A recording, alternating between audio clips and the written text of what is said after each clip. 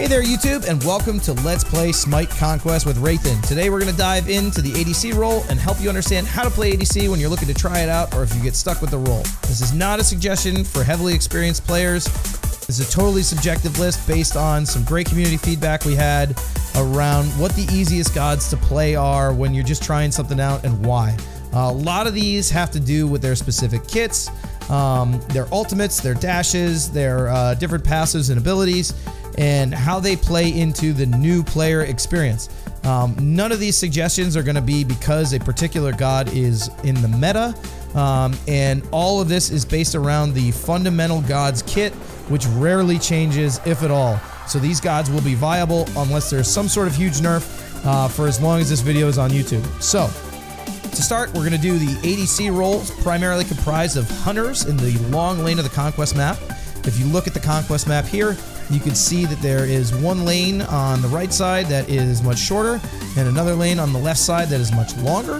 The long lane is where the ADCs go, along with the support, because they have the support's help to kind of get back to safety if they have a problem where the solo laners are going to be by themselves. The difficulties that most new players run into when they start playing ADC is they tend to overextend a lot, right? They say, well, I think I can get this tower. I just killed the guy who's in the lane with me. I'm going to go push up and try and take this objective down. The second thing is not rotating properly. So when do I go and fight with my team? When do I go to objectives? And then obviously what to do when you're getting punished, or how hard it is to punish a particular god. Diving right into the list, each one of these top tier characters that I'm going to list is good at compensating for one, if not all of these, right? So we try to gear this around how do you compensate for these things that new players do poorly often. So the first one on the list, number one top tier on my list, is Jing Wei. I love Jing Wei for new players. I learned playing with Jing Wei when I first moved into the ADC role, and I think she is, bar none, one of the best hunters in the game for a new player, just because of the way her entire kit works. Jing Wei has 2 escapes with her ultimate and her dash. Her passive allows her to come back to lane. She's fantastic. Xbalanque fixes a different problem for new players. I think the big one here is not rotating properly.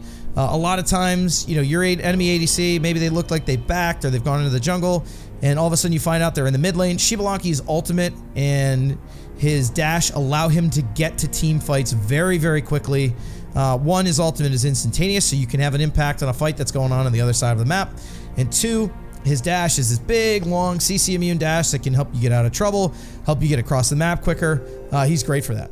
Third one that we put in kind of the best gods for new players is going to be Izanami. Izanami is only in here for 2 reasons. 1, she's got a great stealthy dash, and 2, her clear is unmatched. You'll see it in part of the video later when we break down her kit, but there's almost no god in the entire game that level 1, level 5 that can outmatch her clear.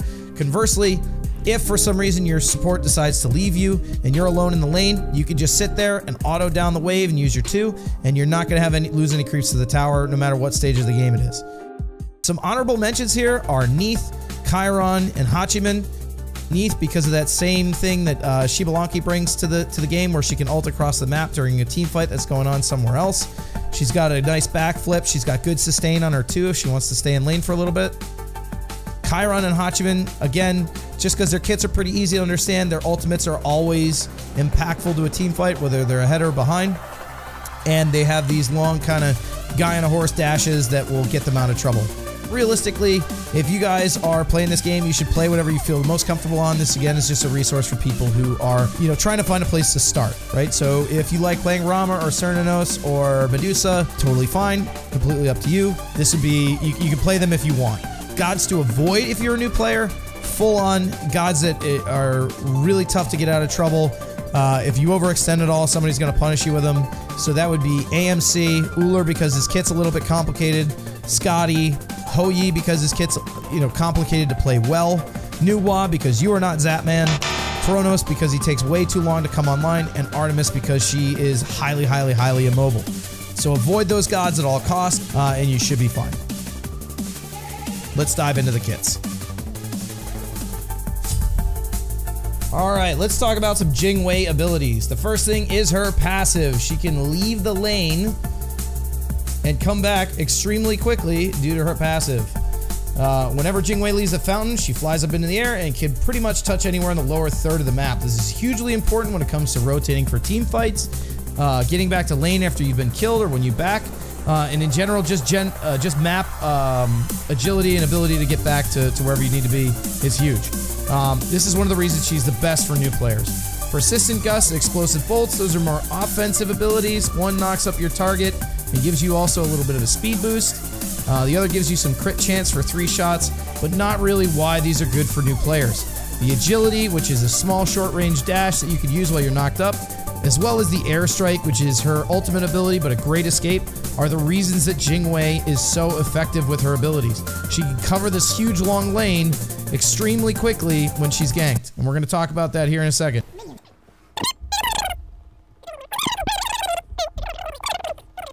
Alright, so to start, the first mistake that most ADCs make is they clear the wave and nobody's around and they say, oh, I can get this tower, I'm gonna go push it. That's not a great idea, especially if you don't have vision on the map. What ends up happening is you end up pushing the tower and all of a sudden a jungler comes out of nowhere and decides to try and kill you. Using Jing Wei's dash and her ultimate ability, it's very easy to get out of dodge. The second thing that makes Jing Wei so potent is her passive. Let's say I'm that same ADC that really wants to get this tower and I do it again, but guess what? I stay a little bit too long. My ultimate's down. I'm attacking the tower, Pele comes out of nowhere, and I'm dead. For the next 15 seconds, I'm useless to my team. There's a huge creep wave that's about to go meet. That jungler is going to push a whole bunch of creeps into my tower. But guess what? Especially early game, Jing Wei's passive makes a huge difference. Because if you look, I'm already spawned. I'm already halfway down the lane. And by the time those creeps get into my tower or near my tower, the ones that I want to get for XP, guess what? I'm already back. It looks like I only lost 1 minion worth of XP, and I'm already back in the fight. So me dying there wasn't as huge of a deficit as it needed to be. If you're on any other ADC, that takes much longer, and you fall even further behind. The second god on our list is Xbalanque. Xbalanque is a fantastic hunter. He's a little tougher to play because his early game is not nearly as strong as most other hunters, but his team fight and passive are fantastic. His late game is awesome, and he has one of the best escapes with a CC immune dash that takes you a long way down the lane. Let's run through his abilities real quick, and then I'll show you what his laning phase looks like. Dead of Night. As Xbalanque deals damage to enemy gods, he gains a stack of Dead of the Night, which increases his physical power permanently. For every 1500 damage after mitigations, Xbalanque gets 1 stack up to 6 stacks, which can give him a total of 30 power. So as you're doing damage to enemy gods, Xbalanque gets more power. The second one is his first ability is his Branching Bola. It's a toggled ability, so you can turn it on and off. And when he uses his Branching Bola, they not only do his basic attacks do additional damage, but the bola splits in 2 after it hits the first target and can hit people up to 30 units behind the target for 30% of the damage. So if you were going to do 100 damage to whatever you attacked up front, everything behind it can take up to 30% damage. Second ability, Poison Darts. Xbalanque shoots a bunch of darts out in a cone. Not a big deal. Rising Jaguar, which is his third ability, is his dash. CC immune. Fires darts while he does it so he can do damage. And gets him out of troubling situations pretty quickly. The fourth ability, Darkest of Nights. This is why I think Xbalanque is so good for new players. He can basically impact team fights across the map without ever being in them with a very strong team fight ultimate. So one of the things about Xbalanque is we gotta play passive. If you look at this Neith, she is out clearing the heck out of me. I haven't used any abilities, and just with 2 abilities, she's already out cleared me. So I gotta learn to back up, not take too much poke, but still remain in the laning phase. I don't want her to be able to go into my jungle too much, right? So it forces you to sit back, play a little bit passive, and focus on clearing the minions and playing for the late game. Now, if she hits me a little hard, gets me with her 2, and I feel like I'm in trouble, my dash can get me way down the lane. But again, between those bolas and shooting out these darts, I'm not going to lose too much to the tower. Now, one of the other things about Xbalanque that's kind of understated is his ability to poke. It doesn't really mean much on a Neith right here because she could just heal herself. But if I'm using these branching bolas effectively and hitting my autos,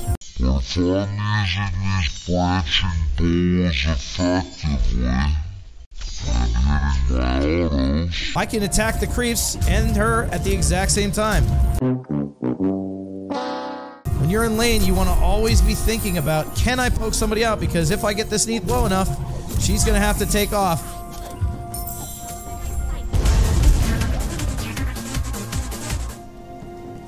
I need to rethink my moves. Now, once again, with Xbalanque's ultimate, we're not actually doing a laning phase here, but all I have to do is press that 4 button. If you look at the circle around the Neith, she can't see anything, and if she moves while she's doing it, she gets stunned. So if your friends are over at the fire giant fighting, but you're behind because you're in lane, and you still want to participate in the team fight, you just pop that ultimate, the enemy can't see, they can't move, and they get stunned if they do, and you're still having an impact. This is incredibly important, especially if you get out-rotated. If Neith is in the mid lane, fighting with my friends, and I need to help, you know, in that team fight, I gotta be able to pop that ultimate while I'm on my way over to help out. Izanami. Why are we talking about Izanami? She's not particularly in the meta right now at the time of recording this video, but I think due to her kit and the way that she's played, she's a great candidate for top of the list for pressure.